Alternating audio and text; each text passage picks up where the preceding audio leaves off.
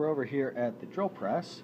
Now that we've cut the tenons off, we're going to need to cut the mortises. And to cut the mortises, the first thing we're going to need to do is drill a hole inside the mortise so that we can make an inside cut here. And there are two main ways that we could do this. One is to drill one hole and then insert the blade into the one hole to finish out the cut and make the cut.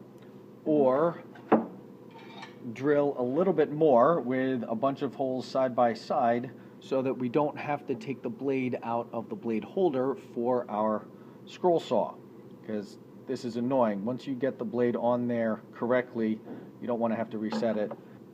We'll try to do a couple of holes side by side that overlap. Now, in order to do that, you have to be very slow and very careful and hold the piece very securely, because the drill bit's going to be overlapping with some holes. And there are ways to do that that are safer and more straightforward and more successful.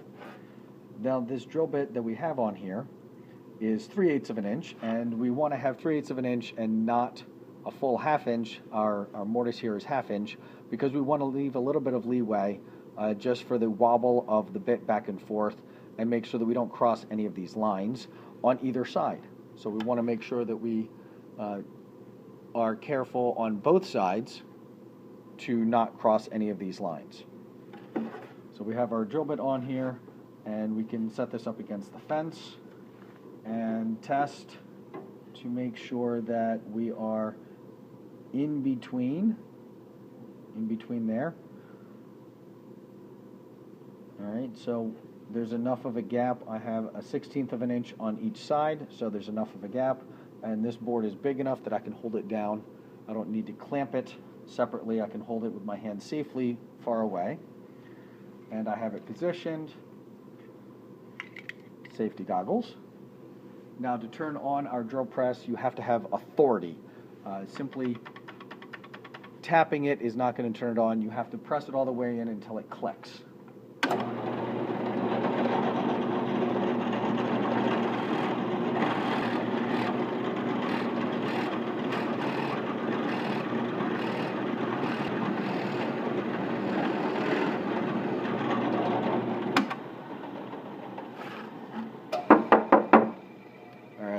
We have our hole drilled all the way through, and on the other side, oh, very nice, it's in between the lines on both sides.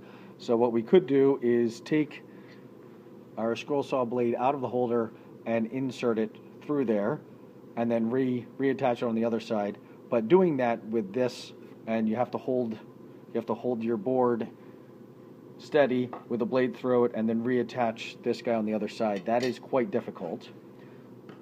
So the other thing that we can do is move this over just a little bit, drill next to where we have already drilled, and I think it's easiest to drill a completely separate hole there, and then we'll go right in between the holes.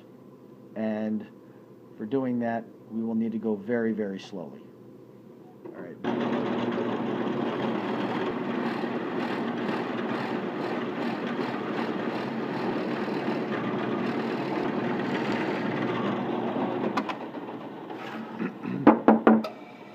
Alright, second hole drilled, and I don't know if you could see it on the video, but I could tell when I went through, so I didn't have to keep going, into my sacrificial board. I could tell when it went through when this board started to vibrate. Before it went all the way through, it wasn't vibrating very much. Now I want to hit that little piece in the middle, and I'm going to go extra slow here to guard against vibrations, especially of the bit, because I really don't want to go outside of the square of my mortise, and I also don't want to have this guy catch on one of these edges here and throw the board. Now this board is big enough, and I can hold the other end with my hip to guard against that. Alright, now that I have this centered on where it was before, and now I have it centered left and right, and this will be very slow.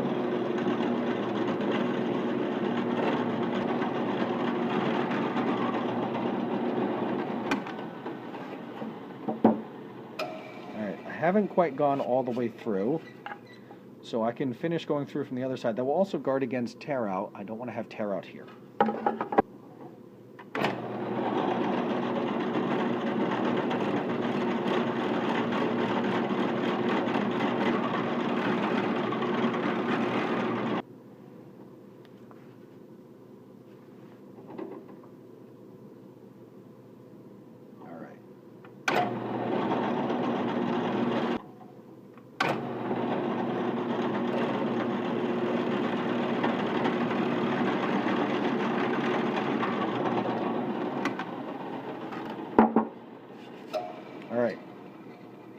think we have it.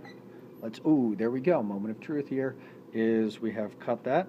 So now we can go cut the rest of this waste out with our scroll saw. But before that, we're probably going to want to drill the other one. And then we have a total of 4 of these to do, and we've done 1 of them. So we'll do the rest of these.